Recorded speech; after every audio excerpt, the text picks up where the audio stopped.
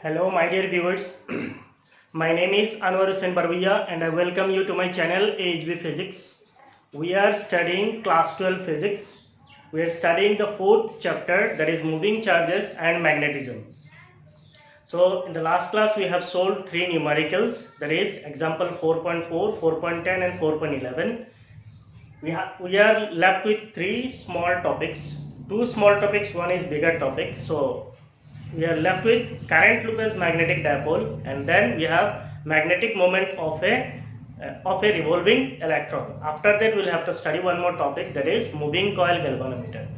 So in this class we are going to study circular current loop as magnetic dipole. Circular current loop as magnetic dipole. So to understand about the magnetic dipole, you should understand about the electric dipole. What is electric dipole? You have studied in chapter 1. Electric dipole is a configuration. It is basically a configuration. Configuration means it's a system which has 2-point charges. If an electric dipole consists of 2-point charges, means these are very small charges, point charges, equal in magnitude. दोनों charges का magnitude equal है. Opposite in polarity. If one is positive, the other must be negative. Separated by a small distance apart. जब इनके बीच में एकदम छोटा सा distance होगा, then we call it as an electric dipole.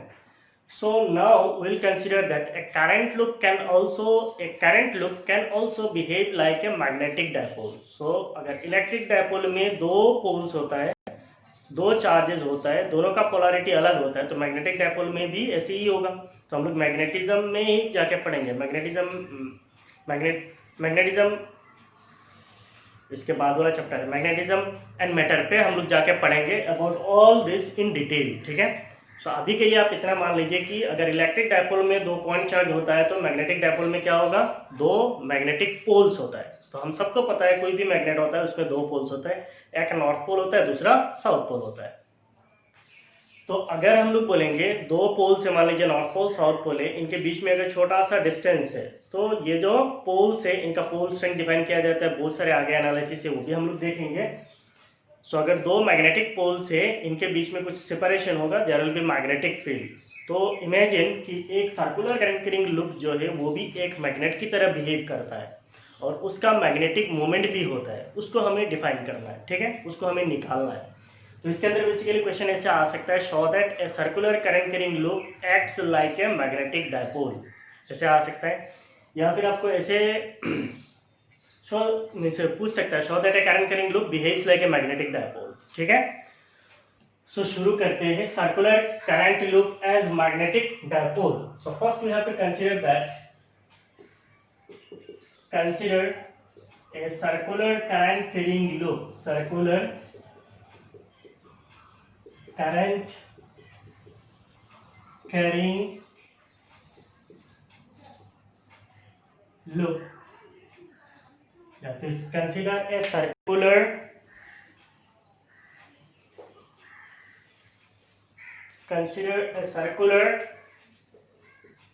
loop carrying a steady current I as shown below.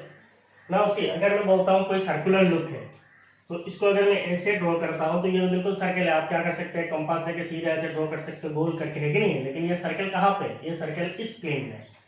तो हम लोग अभी जो फिगर ड्रॉ करेंगे वो इस प्लेन में नहीं है. इसको मैं क्या करूँगा, ऐसे थोड़ा चपटा करके ड्रॉ करूँगा. इधर देखिए, इसको थोड़ा पैटर्न करके मैंने ड्रॉ किया है. सर्कुलर दिख रहा है, नहीं दिख रहा है. ये फिजिक्स है, ये विजुअलाइजेशन है. मैंने आप लोगों को पहले भी बोला था, आपको हमेशा देख के विजुअलाइज करना है कि ये किस तरह है. एग्जैक्टली सर्कल ड्रॉ नहीं करेंगे, इसको थोड़ा हमने किस तरीके का ड्रॉ किया है.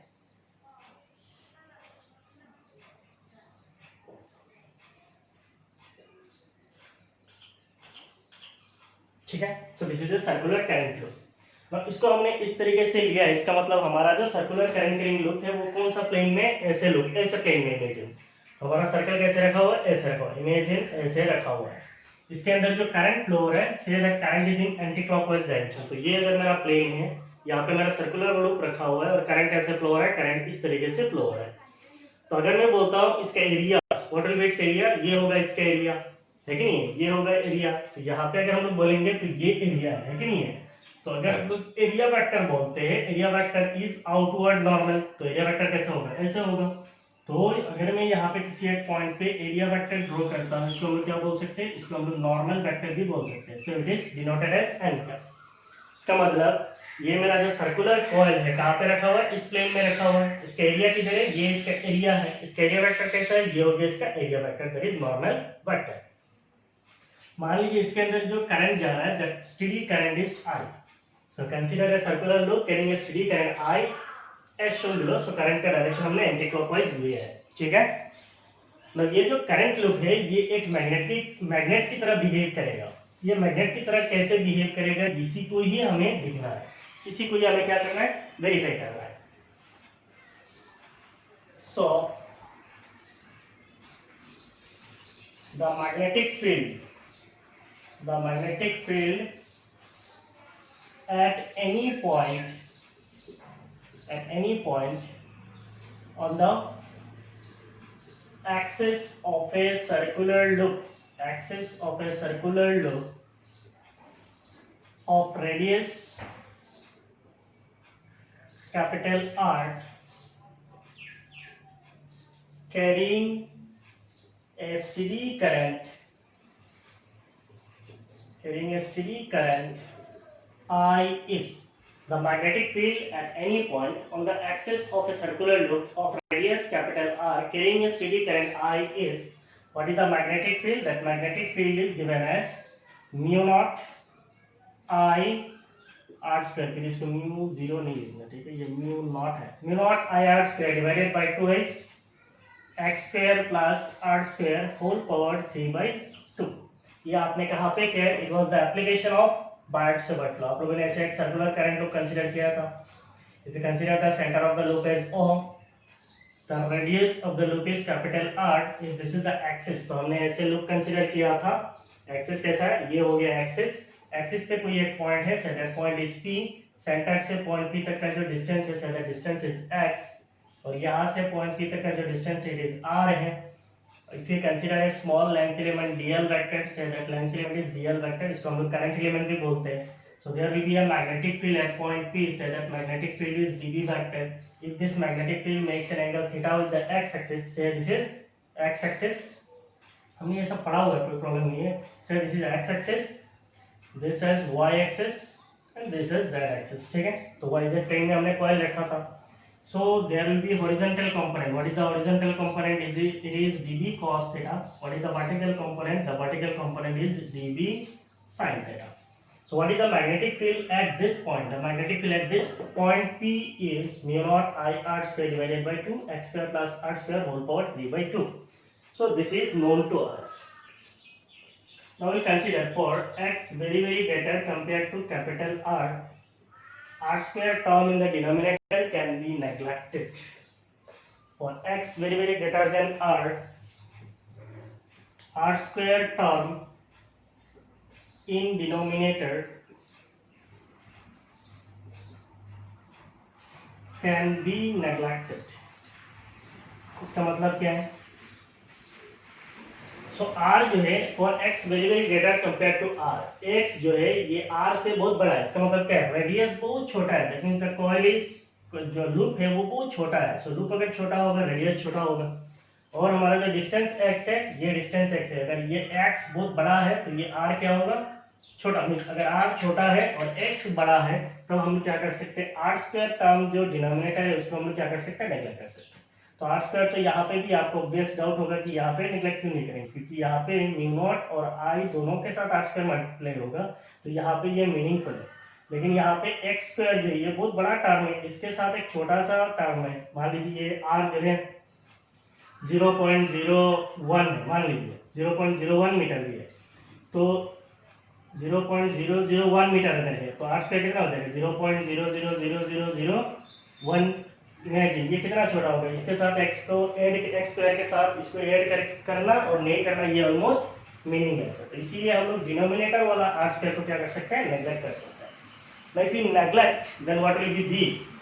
Therefore you can write the magnitude of magnetic field B as mu naught I r square, this divided by 2x square plus r square, x square plus r square whole power 3/2. बिल्कुल नहीं है, r square को उठा देना है ना।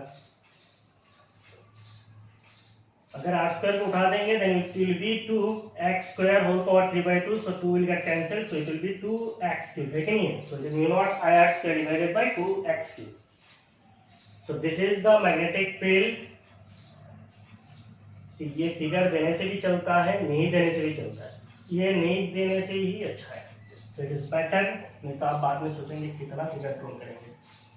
चलो इसको निकाल लेते हैं। So this is our magnetic field. आपको समझाने के लिए मैंने फिगर को यूज किया ताकि आपको याद हो जाए। Now we got mu naught I r square divided by 2x cube. So इसको अगर हम लोग इस तरीके से लिखेंगे mu naught I, और इसको अगर मैं इधर लिख देता हूँ pi r square, this divided by 2, यहाँ पे मैंने एक पाई पे एक्स्ट्रा ऐड किया तो नीचे मुझे पाई से डिवाइड करना पड़ेगा, so 2 पाई, ये क्या हो जाएगा 2 पाई x cube. Now pi r square, what is this pi r square? What is the area of this loop? This is a circular loop. ये क्या है? एक सर्कुलर लूप है, इसका रेडियस कितना है? Radius is r, so what will be its area? Area is pi r square. So we can write mu naught I a divided by a क्या है? It is area. So mu naught I a divided by 2 pi x cube.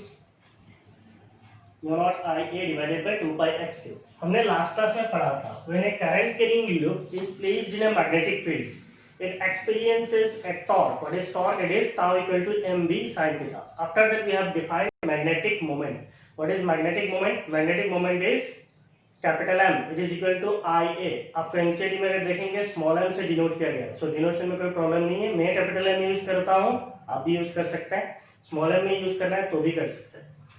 So what is this IA? IA is current into the area of the loop. So current, that is the product of current and area of loop is equal to the magnetic moment. So you can now write it as mu naught IA के जगह पे हम लोग लिख सकते हैं capital M divided by 2 pi x cube, 2 pi x cube. So this will be the magnetic field. So पहले इस चीज को कॉपी कर ले यहाँ तक।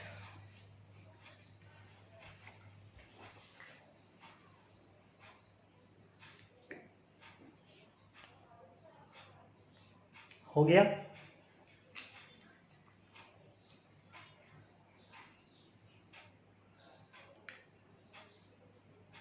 अब जब भी वीडियो देखते हो, अगर कोई भी सजेशन है, मान लीजिए मेरा वीडियो क्वालिटी अच्छा नहीं हो रहा है, कुछ भी नहीं हो रहा है, या फिर कहीं पे कुछ भी मिस्टेक हो रहा है, आप मुझे सजेस्ट कर सकते हैं, ठीक है?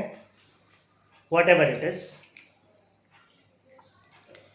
मुझे आप सबकी ज़रूरत है। मैंने बैक साइड में कुछ बोला, आपको सुनाई दिया? मैं एक टीचर हूँ, आप लोगों के लिए काम कर रहा हूँ कुछ दिनों से। बेसिकली मुझे आपको अच्छी तरीके से पता है कि मुझे यूट्यूब में आने का कोई मूड नहीं था, लेकिन आप लोगों का क्लास लेने के लिए मुझे आना पड़ा। पहले शुरुआत में तो मैं ये सोच रहा था कि 2020 में, पहले तो मुझे ऐसा लगा कि 1 महीना में लॉकडाउन ख़त्म हो जाएगा, तो 2020 में मैं क्या करूँगा, आ गया तो नहीं छोड़ूंगा, तो 2020 में पूरा क्लास 12 फिजिक्स उठाऊंगा। तो मैंने कुछ स्टूडेंट को ऐसे बोला है कि क्लास 12 का फिजिक्स से पढ़ाऊँगा, 11 का नहीं पढ़ाऊँगा।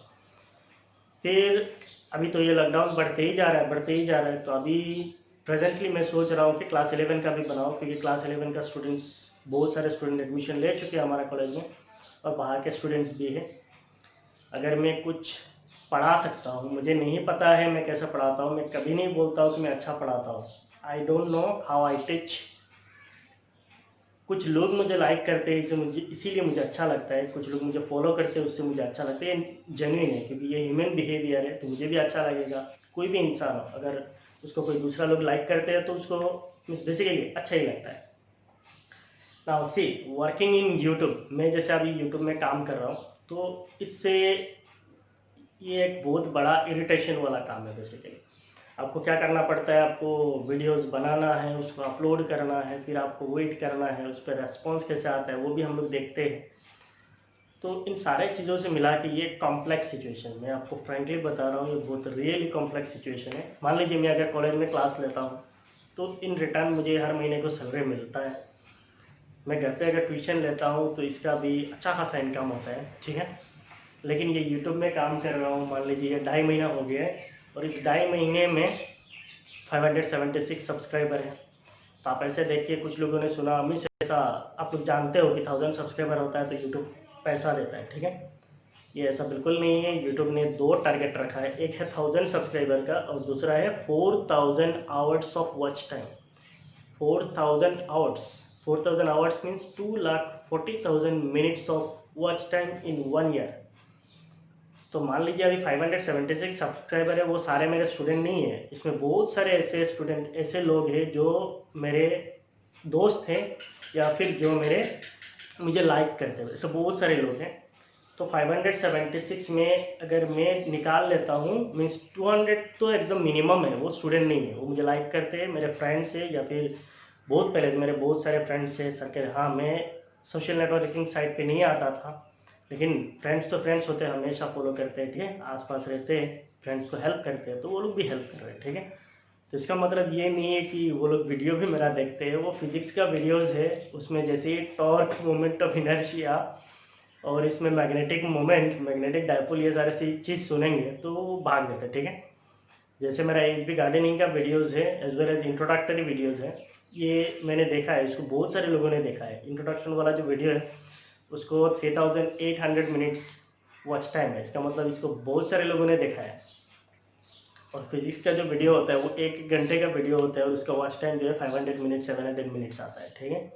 तो फिजिक्स ऐसे, आप लोग तो स्टूडेंट्स हो, ये आपका मजबूरी है, आपको पढ़ना है। आप लोग भी कैसे पढ़ते हो मुझे पता है। अगर मान लो एक 50 मिनट का एक वीडियो, जैसे मेरा इसके पहले वाला जो वीडियो है वो 50 मिनट्स का वीडियो है, उसका वॉच टाइम 900 मिनट है। तो इसका मतलब अगर 100 स्टूडेंट भी अगर देखेगा तो जस्ट इमेजिन वो कितना समय होता है, 100 into 50 it is 5000 minutes of watch time है, ठीक है। तो मैक्सिमम लोग वीडियो को पूरा नहीं देखते, वो क्या करते हैं, स्किप कर लेते हैं। तो आप लोग ऐसा नहीं करना, क्योंकि आप लोगों को अभी मान लीजिए मैं गप्पे मार रहा हूँ, मैं पहली बार शायद या 2 बार या 3 बार हुआ है कि मैं गप्पे मार रहा हूँ। बेसिकली मैं गप्पे नहीं मारता हूँ क्योंकि मुझे अच्छा नहीं लगता इतना गप्पे मारना, वो भी मोबाइल के साथ, ठीक है।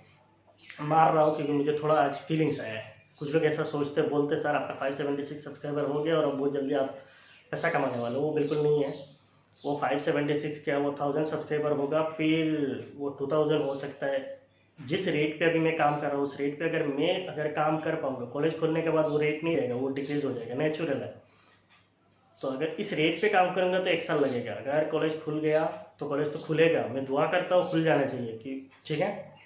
अगर खुल गया तो मुझे जाना पड़ेगा 1 महीना के बाद, और ये रेट नहीं रहेगा, कम से कम 2 साल लगेगा। हो सकता है उस 2 साल में 2000 3000 4000 5000 सब्सक्राइबर तक पहुंच सकता है, तब जाके वॉच टाइम मीट होगा, ठीक है। तो फ्रेंड्स लोग सब्सक्राइब कर सकते हैं हेल्प करने के लिए, सपोर्ट करने के लिए, लेकिन वो वीडियोस नहीं देखते। ये फिजिक्स का वीडियोस है, ये एंटरटेनमेंट वाला वीडियो नहीं है। तो आप लोग धीरज रखिए, अच्छा से पढ़िए। सी मैं बार बार अपने बारे में बोलता रहूँगा तो मुझे भी अच्छा नहीं लगता है। मैं हमेशा कोशिश करता हूँ कि अपना प्रेस से दूर रहूँ।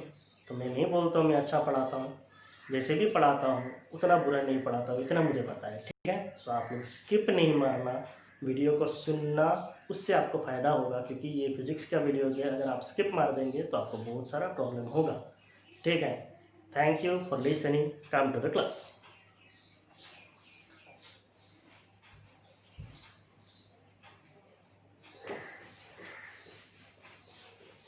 सो अभी तक हमने क्या देखा है कि अगर हमारे पास कोई सर्कुलर करंट कैरिंग लूप है, if you please for this circular current carrying loop there will be a magnetic field at any point on the axis of this circular current carrying loop. The magnetic field is given as B equal to mu naught I r square divided by 2x square plus r square whole power t by 2.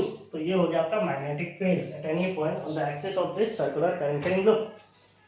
उसके बाद हमने देखा है कि इधर अगर हम पाई add करेंगे तो pi r square will become the area into current, so this will become the magnetic dipole moment. तो आपने यहाँ पे जो यूज किया है इसको आपको लिखना पड़ेगा। Therefore what is the magnetic field, the magnetic field is given as, अगर इस मैग्नेटिक फील्ड को मैं इस तरीके से लिख लेता हूँ 1/4 पाई 1/4 नहीं लिख के अगर मैं इसको लिखता हूँ μ0/4 क्योंकि मैग्नेटिज्म में हमेशा कांस्टेंट को μ0/4 की तरह लिखा जाता है। सो μ0/4 और इधर क्या हो जाएगा 2m डिवाइडेड बाई x³ लिख सकते हैं। μ0/4 के जब 2 ज्यादा किया तो वो 2 यहाँ पे मल्टीप्लाई कर दिया, सो 2m/x³ हो गया। ठीक है, here capital A is pi r square. What is this pi r square? Is the area of the loop. Is the area of the loop. Capital M. What is capital M? Capital M is Ia. Is the magnetic moment of current loop. तो ये current loop का magnetic moment है। Capital M is the magnetic moment of current loop. Capital M जो है ये एक vector quantity है, like magnetic field, electric field, this is a vector quantity. So what will be it's vector form? Vectorically current is scalar. So vectorically if you write current is a scalar quantity, area is a vector quantity, है कि नहीं है? So area. So if you write it as area vector, it's okay. Or if you write it like this, current into area, that is the product of current and area and n cap. So this n cap is the normal vector which will give the direction of this magnetic dipole moment. So vectorically we can write it like this. यहाँ पे आप लिख देना ये vectorically magnetic moment can be written as Ia n cap. So magnetic moment का जो direction है it is along the normal vector. So आपका मैग्नेटिक मोमेंट का डायरेक्शन किधर है? नॉर्मल वेक्टर की तरह है। इसका मतलब अगर हमारा प्लेन ऐसा है, सर्कुलर करंट लूप में करंट ऐसा फ्लो होगा तो नॉर्मल वेक्टर कैसा है? ऐसा है। तो जिस डायरेक्शन में नॉर्मल वेक्टर है उसी डायरेक्शन में आपका मैग्नेटिक डायपोल मोमेंट भी है। ठीक है, so this is the magnetic dipole moment. If you replace, तो यहाँ पे हम क्या रिप्लेस करने वाले हैं? हम यहाँ पे कुछ करेंगे। ठीक है, इफ यू रिप्लेस μ0 टू 1/ε0, μ0 जो है इसको अगर हम 1/ε0 से रिप्लेस कर देंगे, कैपिटल B जो है मैग्नेटिक फील्ड, इसको हम रिप्लेस कर देंगे इलेक्ट्रोस्टैटिक फील्ड से। So μ0 is permeability, if you replace permeability to 1/ε0, that is reciprocal of permittivity, magnetic field to electric field, magnetic moment to electric dipole moment, electric dipole moment denoted as capital P or x to x here. So if we replace this, then what will be the expression? Say this is equation 1. So if we replace this term capital B, we have to replace it as capital E. μ0 we have to replace it as 1/ε0. So it will become 1/4 pi epsilon naught, है कि नहीं? 1/4 pi μ0 is 1/ε0 2m. तो 2m के जगह पे लिख सकते हैं P डिवाइडेड बाई x³। से दिस इज इक्वेशन नंबर 2। ये इक्वेशन को देखिए, ये आपने कहीं पे देखा है? ये इक्वेशन आप लोगों ने देखा है, कहाँ पे देखा है? It is the expression for electric field due to an electric dipole at any point on the axis of dipole, लेकिन ये आप लोगों ने डिराइव किया था। So this is the expression for electric field, this is the expression for electric field. This is the expression for electric field at any point on the,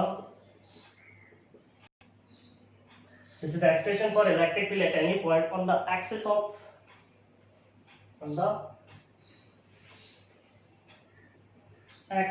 of electric dipole।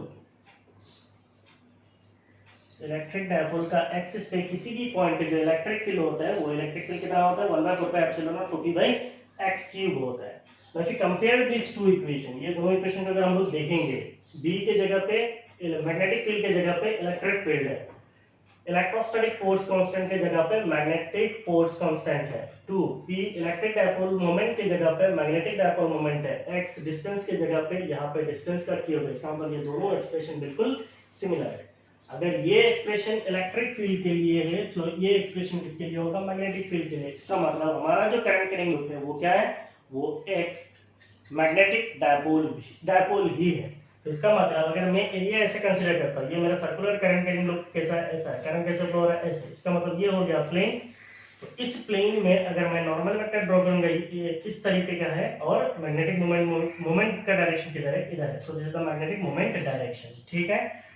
Now अगर ये magnetic dipole moment का direction इधर है, if you use right hand thumb rule, so if you curl the fingers, so ये हो गया आपका curl of fingers. So this is the curl of fingers, the curl of fingers in the direction of current, ये हो गया curl of fingers in the direction of current, then thumb, extended thumb will give the direction of magnetic field. So magnetic field का direction कैसा होगा, ऐसे होगा। इसका मतलब इस ऊपर से, ये ऊपर से मैग्नेटिक फील्ड किधर जा रहा है, इधर से बाहर की तरफ जा रहा है। इसका मतलब ये जो अपर फेस है, this upper face will act as north pole. So ये हो गया आपका अपर face of loop.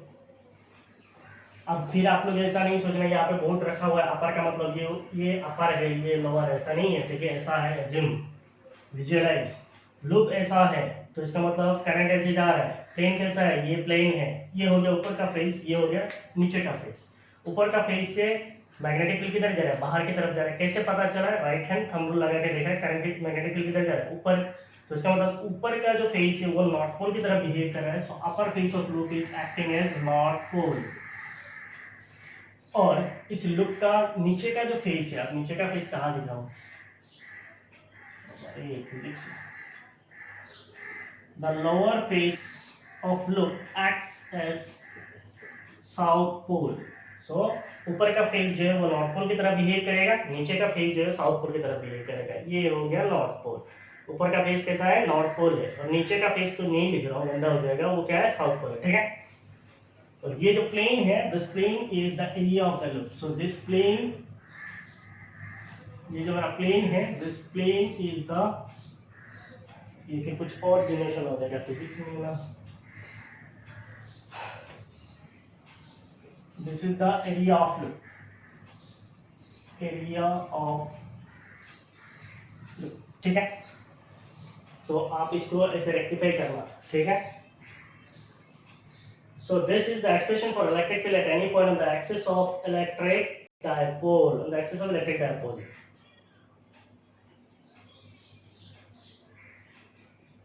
Thus,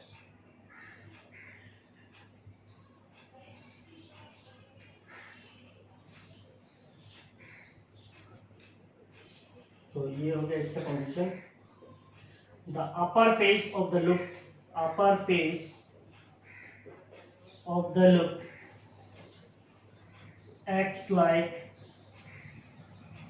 upper face of the loop acts like north pole, and the lower face of the loop, lower face of the loop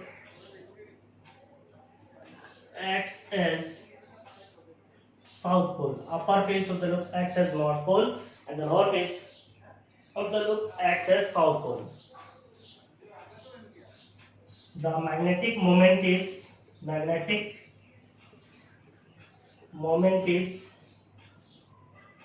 along the normal to the plane. The magnetic moment is along the normal to the plane. तो पहले आप यहाँ तक लिख लीजिए, दिख रहा है, लिखिए।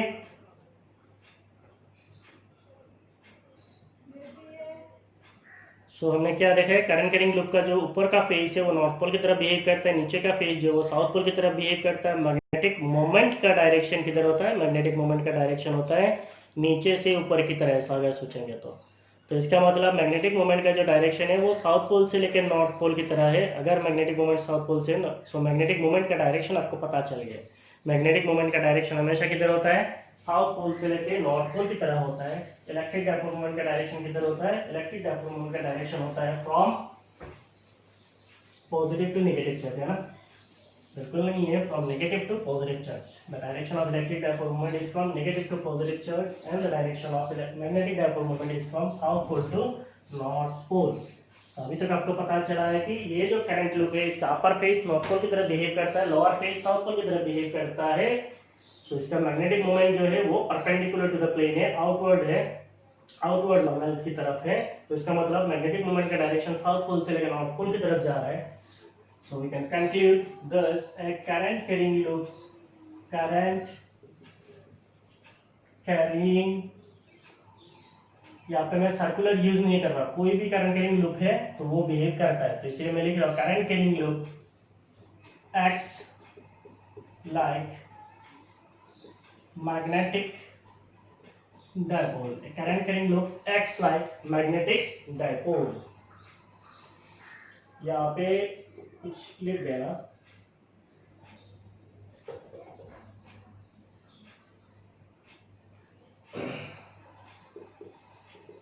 this result is applicable. This result is applicable for any planar current carrying loop. Current carrying loop, इसका मतलब क्या है, आपका जो मैग्नेटिक मोमेंट मिला है m इज इक्वल टू आई ए, ये रिजल्ट किसी भी लूप के लिए वैलिड है. A is the area of the loop. अगर एरिया यहाँ पे सर्कुलर है तो एरिया होगा पाई आर स्क्वायर, अगर रेक्टेंगुलर होगा then it will be length into breadth, अगर ये स्क्वायर शेप का लूप होगा तो क्या हो जाएगा, लेंथ स्क्वायर हो जाएगा. सो ये जो रिजल्ट है मैग्नेटिक मोमेंट का, जो मैग्नीट्यूड है, ये सबके लिए, सब लूप के लिए एप्लीकेबल है. मैग्नेटिक फील्ड का जो वैल्यू है b equal to mu not by 4 pi twice m divided by x की, वो भी वैलिड है. So this result is applicable for any planar current carrying loop.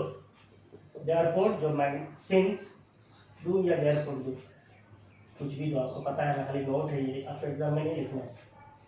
So magnetic moment जो ये मैग्नीट्यूड है, ये हर लूप के लिए एप्लीकेबल है, प्लानर लूप होना चाहिए. और मैग्नेटिक फील्ड जो है it is mu not by 4 pi twice m divided by x cube, ये टर्म भी वैलिड है. ठीक है. So this is the first result. और कुछ चाहिए नहीं चाहिए, आपको यहाँ तक पता चल गया, डन. कॉपी कर ले.